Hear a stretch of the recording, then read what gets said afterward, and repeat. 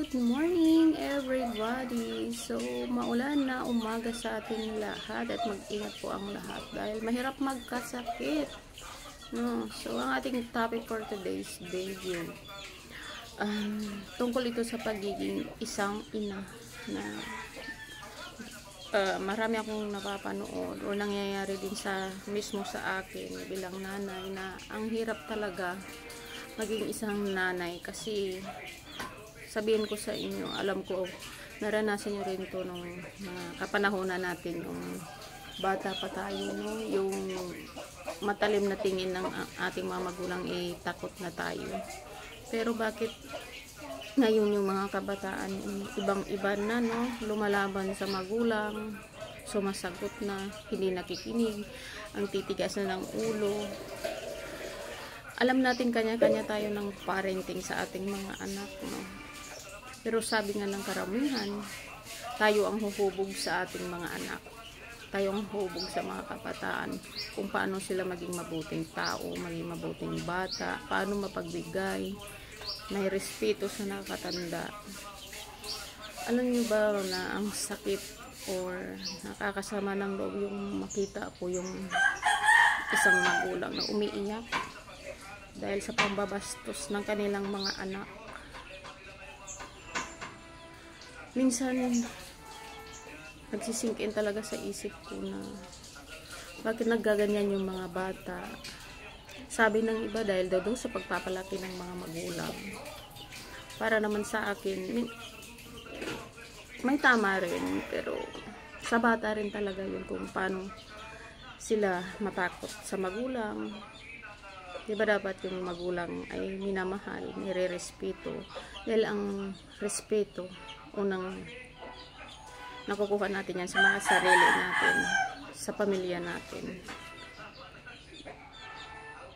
Pero ang sama-sama lang talaga, sa totoo lang, na yung mga bata ngayon hindi na talaga nakikinig sa magulang pag hindi na ibigay yung gusto nila.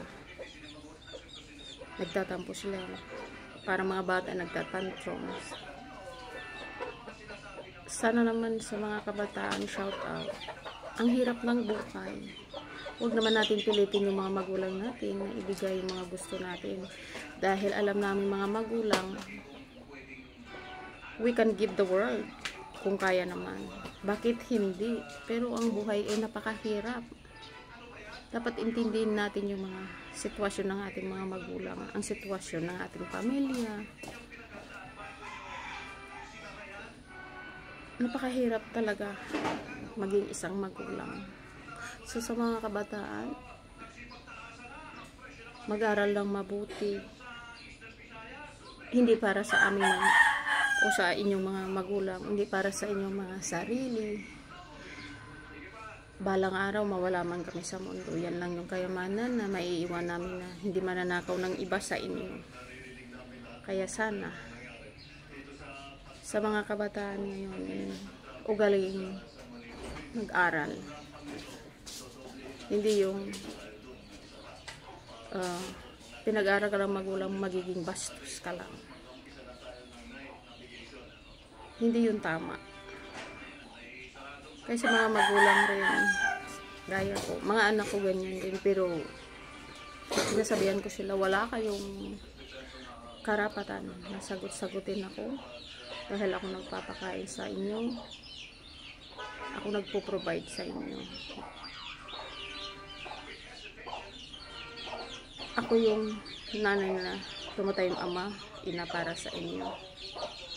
Kaya ang gusto kong mag-aral kayo mabuti dahil napakahirap ng buhay ngayon. At ang hirap na wala kang matapos na kurso dahil ang end up maging street sweeper ka lang.